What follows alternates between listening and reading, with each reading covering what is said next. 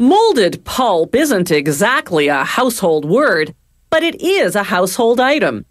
Chances are you've got an egg carton in your fridge that's made of it.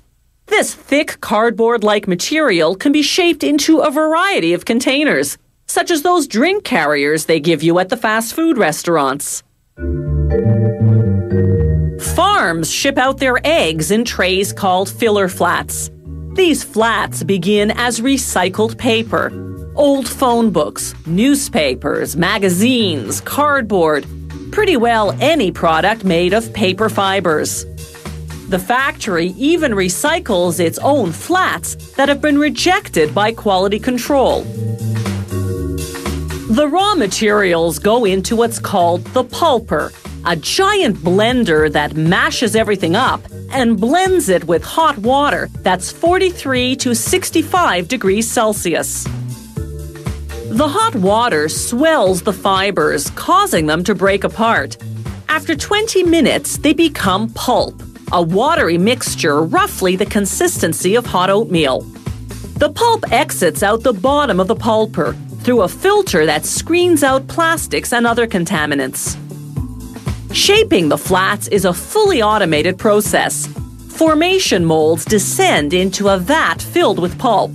A vacuum sucks the mushy mixture onto them. Water jets rinse off the excess. Rotating above are transfer molds. They grab the flats off the formation molds and move them onto a conveyor.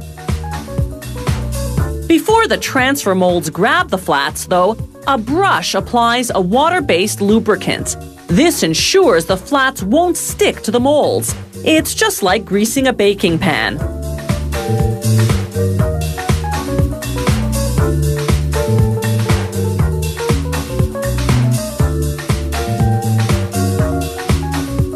The molds themselves are made of bronze, plastic, or aluminum, depending on how long the factory intends to use them. They're covered with a stainless steel mesh. This mesh ensures an even vacuum through the mold so that the pulp spreads over it evenly. The soggy flats now go into an oven for 12 minutes to dry out. The 205 degrees Celsius heat evaporates the water. This bonds the fibers together, forming a rigid material. After they exit the oven, a device appropriately called an upender flips them up so that they stack into each other. A built-in counting mechanism triggers the machine to section off the required number of flats per package, then compress them, and seal them in plastic film to keep the dust out.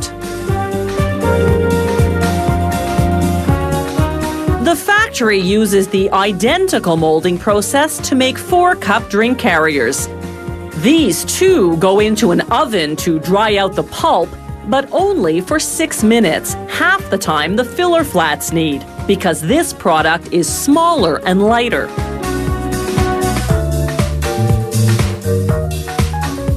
Automated compactors stack the finished drink carriers. Then workers compress them for packing and shipping. The factory also makes disposable urinal bottles for hospitals.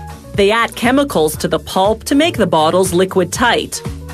These molds are three-dimensional and lined with mesh on the inside. When they submerge into the pulp vat, a vacuum sucks in the pulp. When they resurface, water jets rinse the excess pulp off the bottlenecks, and the vacuum sucks out the water. A spiked conveyor belt transports the bottles to the drying oven. They dry at a lower temperature than the flats and drink carriers do, 176 degrees Celsius, and for a longer time, a half hour. This ensures the chemicals making the bottles liquid tight cure thoroughly. While urinal bottles can't be recycled for sanitary reasons, drink holders and filler flats are recyclable, making them extremely environmentally friendly.